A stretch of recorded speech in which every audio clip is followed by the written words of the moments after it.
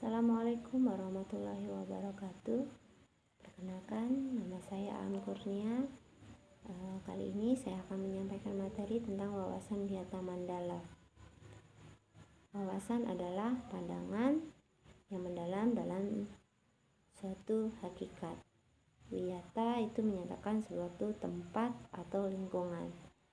Kalau Wiyata Mandala itu mengartikan bahwa perilaku yang bertanggung jawab terhadap lingkungan sekolah yang mana sebagai tempat atau wilayah dalam menuntut ilmu. Secara umum, wawasan Wiyata Mandala adalah pandangan dan pemikiran terhadap sekolah sebagai tempat pendidikan. Nah, sebagai tempat pendidikan, ternyata sekolah memiliki dua lingkungan, yaitu lingkungan fisik dan lingkungan sosial. Lingkungan fisik itu terdiri dari ruang belajar, ruang perpustakaan, laboratorium, kemudian ruang ibadah, halaman sekolah, kebun sekolah, taman sekolah, hingga namanya pagar sekolah. Kalian harus mengetahui itu semua. Nah, yang kedua, lingkungan sosial. Lingkungan sosial ini terdiri dari kepala sekolah, guru, pegawai administrasi, penjaga sekolah, operator sekolah, dan lain sebagainya. Apa sih maksud dari lingkungan sosial ini? Kalian harus mengetahui yang mana sih kepala sekolah SMA 2 Kasui, yang mana sih guru-guru SMA 2 Kasui, yang mana sih penjaga sekolah.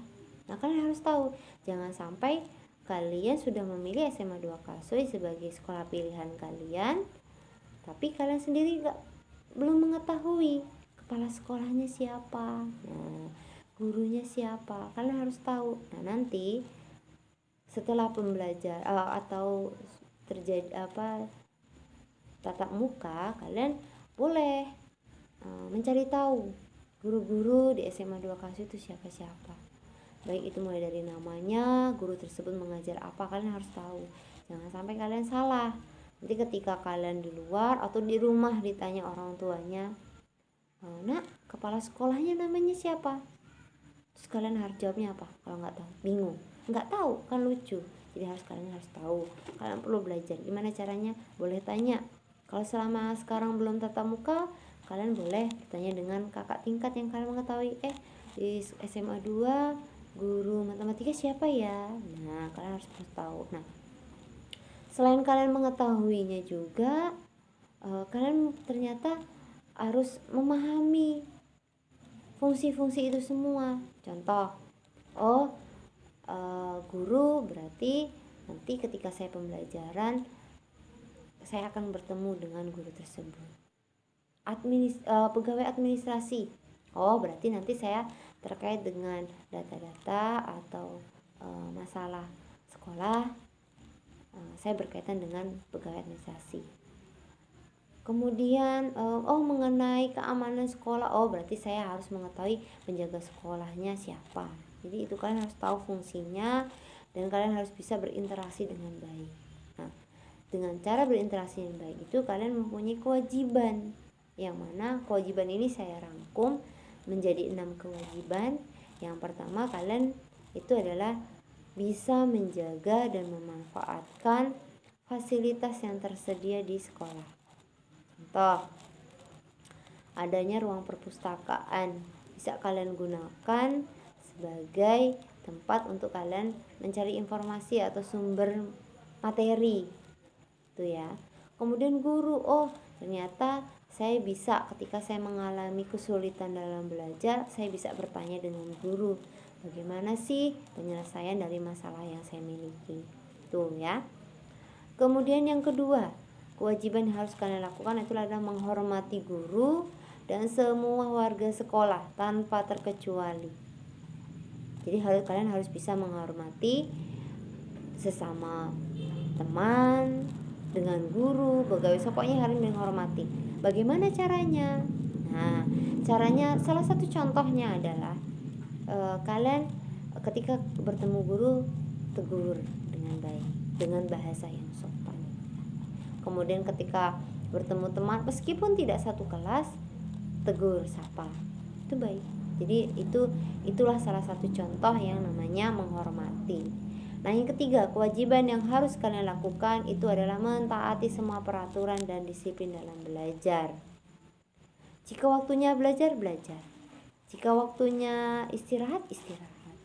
Kemudian segala peraturan di sekolah harus kalian taati. Oh, di sekolah SMA 2 siswa-siswinya dilarang misalnya melakukan tindakan kekerasan, ya harus kalian turuti, kalian taati. Jangan sampai kalian melanggar peraturan. Artinya apa? Oh, berarti saya punya kewajiban mentaati semua peraturan yang ada di sekolah, khususnya di SMA 2 Pasoy. Kewajiban yang keempat itu adalah menjunjung nama baik sekolah. Menjunjung nama baik sekolah bukan berarti kalian sekolah ya kalian angkat-angkat, tapi dengan cara berprestasi.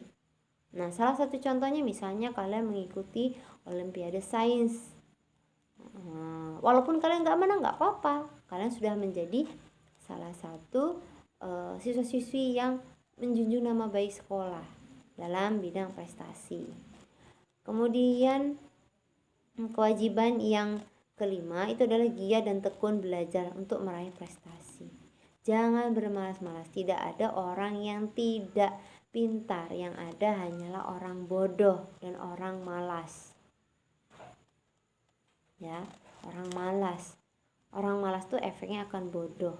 Tapi kalau orang rajin, meskipun dia tadinya tidak pintar, dia akan menjadi pintar dan meraih prestasi. Harus giat. Itu kewajiban, iya wajib.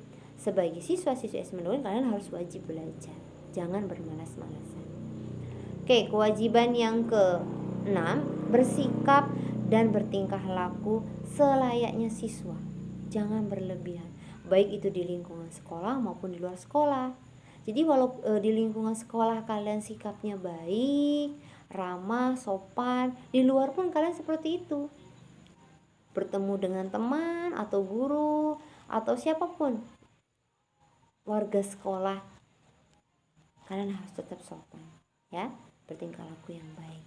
Kayak itu ya. Nah, jika kalian melaksanakan itu semua kewajiban, insya Allah pembelajaran yang nyaman akan terwujud.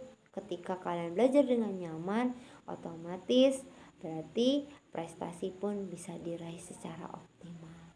Oke, itu ya. Jadi tujuan penyampaian wawasan Wiyata Mandala ini adalah menyampaikan kalian tuh harus paham. Di SMA 2 Pasoy itu lingkungannya seperti ini. Kemudian gurunya bagaimana. Jadi kalian harus memahami ada lingkungan fisik dan ada interaksi sosial. Oke, itu ya. Setelah video ini saya akan memberikan beberapa pertanyaan terkait dengan wawasan Wiyata Mandala. Saya harap kalian bisa menjawabnya dengan baik. Oke, itu saja. Saya akhiri. Assalamualaikum warahmatullahi wabarakatuh.